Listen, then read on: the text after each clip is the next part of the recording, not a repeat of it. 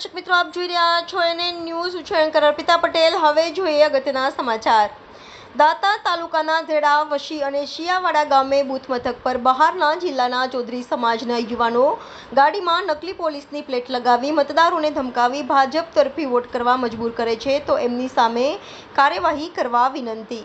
Reporter Girish Chorvada, NN news Danta. દર્શક મિત્રો, તમારી આસપાસ બની રહેલી અવનવી ઘટનાઓ વિશે જાણવા માટે NN ન્યૂઝને લાઇક કરો, શેર કરો, સબસ્ક્રાઇબ કરો અને બેલ આઇકન પ્રેસ કરો જેથી આપને નોટિફિકેશન્સ મળતી રહે।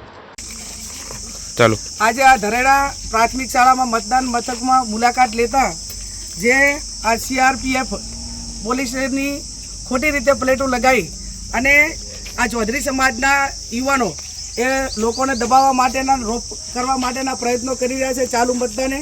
આ હાલ જ આપણે જે આ છોકરો જે સામે ઊભો છે એનું નામ છે પ્રકાશ ચૌધરી પાલનપુરનો, કે પાલનપુરને ના કાંઈ લેવા દેવા નથી, છતાં પણ આ ગામમાં આવીને મતદારોને દબાવી અને વોટિંગ ભાજપમાં કરવા માટે પ્રેરિત કરી રહ્યા છે। એટલે જિલ્લા પોલીસ વડાને, ચૂંટણી પંચને મારી વિનંતી છે કે એમના સામે FIR કરીને કાયદેસરની કાર્યવાહી કરે।